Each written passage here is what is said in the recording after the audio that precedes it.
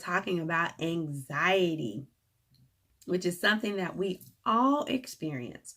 However, when the feelings of intense fear and distress are overwhelming and prevents us from doing our everyday activities, and a form of anxiety may be the cause. And we're going to talk about those forms today. So, speaking about anxiety, we have to attach fear. Fear is a related emotion, but slightly different from anxiety. Anxiety is a result of an imagined or perceived threat. So it's something that we've made up in our mind. Fear, on the other hand, is brought on by an imminent or immediate threat. That is where our fight and flight responses come in at. Keep in mind that when we don't flight, we haven't left the scene, and we're standing there ready to fight, but we're powerless. That is when we move into the different types of anxiety that we're going to talk about. It's paralyzing to us as individuals, so we can't fight. Anxiety disorders are the most common mental health concern in the United States, according to NAMI, which is the National Alliance on Mental Illness. 40 million people estimated in the United States, that's about 18%, have an anxiety disorder. Symptoms are experienced differently, so there's no one key symptom that you will have that will say you have an anxiety disorder, but you have different symptoms. You may have an emotional symptoms, or you may have physical symptoms. With emotional symptoms, we tend to see apprehension, or we may become apprehensive, or we may dread things. We may be tensed up, we may be jumpy, we may be restless, irritable, and we're anticipating the worst and begin watching for signs of danger.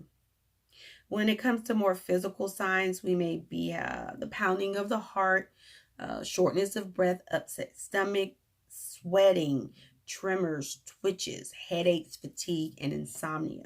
So, 5 types of anxiety that we're going to talk about. We're going to talk about panic attacks, which is the most known form of anxiety. That's that my heart is pounding, I'm short of breath, my stomach is bubbling, my head hurts, that I'm in an attack. You have phobias, but you have 2 types of phobias. You have social phobia, which is fear of being criticized in a social or performance situation. So that's more what we call social anxiety. I don't want to be humiliated, so I don't say anything. And then you have specific phobia, where fear that occurs because of the presence of objects, elevators, bridges, animals. So it's a non-performance fear. Like think about spiders or snakes, things like that. So those are more specific phobias. Then we have generalized anxiety disorder, which is chronic, debilitating form of anxiety. It is excessive worry and physical tension. When I was growing up as a kid, I can clearly remember my grandma saying, worryation. She worried herself to death. I'm like, worryation? That's not even a word. Maybe it is. But we have to understand that at a point where we didn't have the knowledge of what this was, we just called it what we thought it would be, right? Now that we're going to put a word to it, which is generalized anxiety disorder. So worryation is the same thing, or it may mirror generalized anxiety disorder, because it is excessive, it is debilitating, and it is chronic. You have obsessive compulsive disorder, OCD. It's an anxiety characterized by intrusive thoughts and the ritualistic behaviors that attempt to control them. So some people may say, oh, girl, you OCD because you clean that kitchen sink. No, that just may be the way that you clean. And secondly, that just may be your stress reliever. That doesn't make you OCD or obsessive compulsive disorder, right?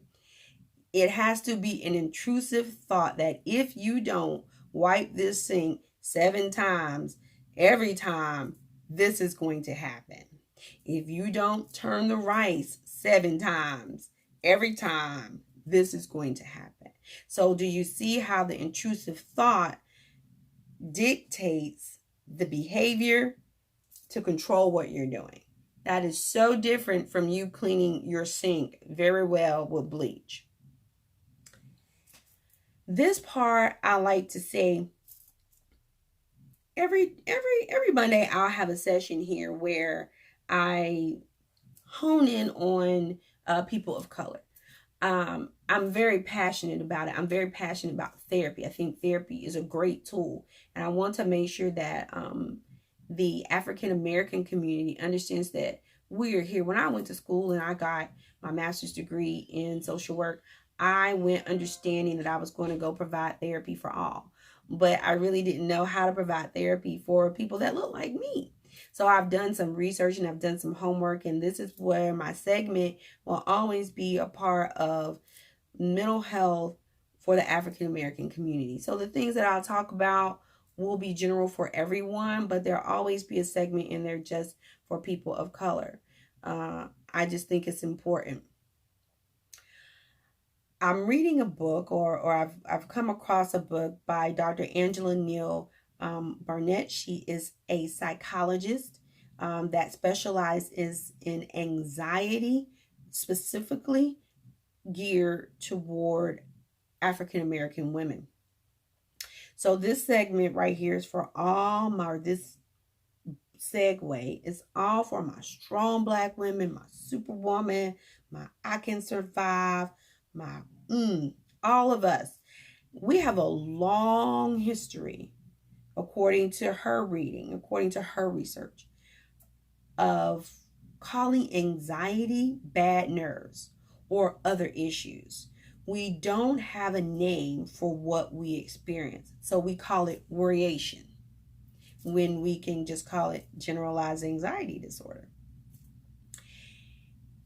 I believe in being transparent. I think it's important. My husband, he'll ask me sometimes, what is it that makes you feel that way? And I don't really have an answer because it's something that I perceived in my own head that he's the threat. But in reality, it isn't at all. That may be some form of anxiety that I possess within myself, just being transparent here at this moment with you all. So where do we get this from? Where do we get this idea as women, Black women, that we have to be superwoman? We have to be strong for everything. That is not true, because it can cause anxiety because of the pressure that we're putting on ourselves, and the pressure that we put on that cape, and we put on that S, and we put on whatever, and we suppress everything, and we just hold it down, and then it bubbles up, and then we have all forms of anxiety because of it. I want to say that we've been taught that anxiety is the result of something we've done wrong. Some of you. So what should we do? And these are the things that we've been taught to do. We've been taught to pray harder. You ain't praying hard enough. We've been taught, be anxious for nothing. Send it all to God, which is good. You should. He says, cast all your cares upon me, for I care for you. Yes, he does. Yes, he does. I'm not debating that. Keep ourselves in the word more, and we won't experience these things. But I want to say this in fair statement. Now, all this is far from the truth, because even Jesus, even our brother Jesus, felt anxiety. And he felt it at a pivotal point in his life, according to the text, where he says, "Dear God, take this bitter cup from me." And I say all this because we as African Americans understand that we have a religious side to us, and then we have I'm going to call it community, everything else kind of side, and they meet and they marry the two. And we believe or not, I'm not here to tell anybody to believe anything. I'm here to just paint a picture and hope you follow the strokes of where I'm going here, because I'm trying to tell you that anxiety is experienced, and it has been experienced from the beginning of time. And even Jesus himself said it, dear God, take this bitter cup from me, when he's crying like, I don't think I want to do this. Check it for yourself, Matthew 26:39. That's a very, very anxious moment in the scripture, in the text, if you read it. But what I like most about the text and how it all ties into this therapy and how it ties into anxiety is what he did after he said those words. And these are where my tips come in. Anybody can apply these tips, but what he did was he acknowledged it. It's the key to overcoming anxiety and fear is not why, but what. What is causing me to feel this way? What is causing me to be at this point where I'm experiencing this intense fear and it's overtaking me? Number 2, I love Iyanla Vanzant. I think she is masterful at what she does. But she has a thing where she says, call a thing, and I think that's about sums it up. We got to call it what it is. It's not worryation. It's generalized anxiety disorder. It's not that thing. It is, whatever it is. Call it what it is. We got to quit making up names and really figuring out what is it that's going on, and let's call it what it is. Number 3, we have to reduce our stress and increase our relaxation techniques. To my ladies with those S on your chest, we don't have to be everything to everyone. We don't have to suffer in silence. You can take your S off some days and you can hang it up, and then when you feel like putting it back on, you can. It is okay. We are not in a position that the world is going to crumble because we don't have on the S. Take it off. Some days I don't want to be strong black woman. I just want to be Tiffany. Is that okay?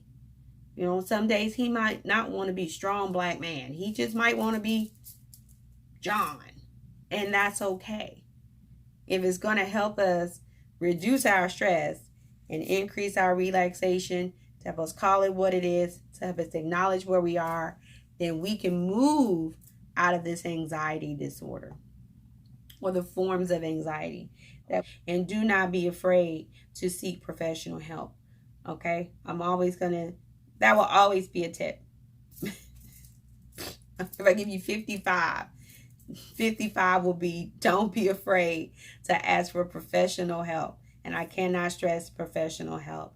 Anxiety can be treated, particularly if it is started early. So if you're recognizing these things in you, get with a professional. You can find any additional resources on my website at www.tiffany-empowers.com.